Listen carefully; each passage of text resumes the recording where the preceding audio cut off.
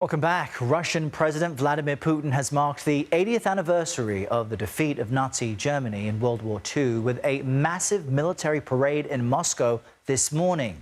China's President Xi Jinping, along with other world leaders, also attended the parade. For more on this, let's bring in CBS News senior foreign correspondent Elizabeth Palmer, who is at the parade in Moscow, was at the parade earlier this morning and joins us now. Liz, quite a display around you. What was it like to be there? Well, the Russians know how to do this. They've had a similar parade every year on this date, but this year was especially lavish because it's the 80th anniversary of their really significant victory over the Nazis in World War II. It was an extravaganza of marching. There were regiments from all branches of the Russian military. There was also a guest contingent from the Chinese People's Liberation Army. There were huge weapons, including tanks and missiles, and a dramatic fly-past by the Air Force.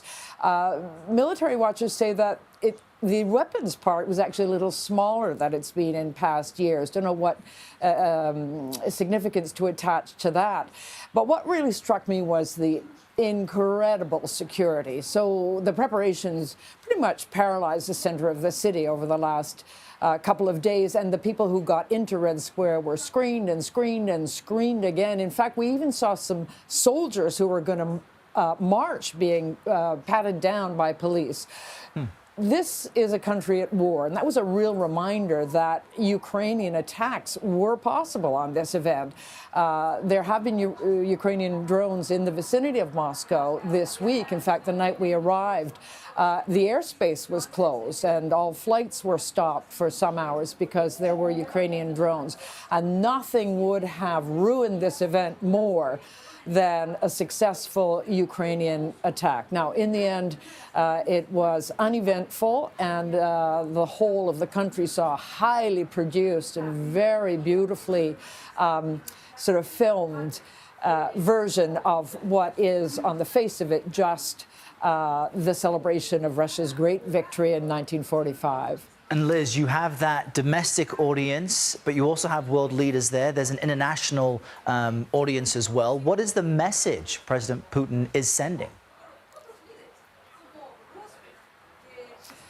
Well, it was operating on several levels. Certainly, having President Xi right next to him in the viewing stand shows that he's got a very staunch ally in another leader of a nuclear-armed state. China has been buying Russian oil and providing the Russians with a financial lifeline during the conflict in Ukraine. Obviously, the weapons are all about showing the world that Russia is still a nuclear power. And finally, there was a message going to the Russian people. The military looked beautifully turned out. The marching was perfect. The uniforms were crisp. The message there is, in spite of things not going terribly well in Ukraine over the last 3 years, tens of thousands of Russians have died. The military is projecting strength and pride to the Russian people, some of whom are having real doubts about this war or special military operation, as Vladimir Putin calls it, and wish that it would come to an end as soon as possible. Elizabeth Palmer reporting live for us from Moscow. A real bonus to have you there on this, Liz. Thank you very much.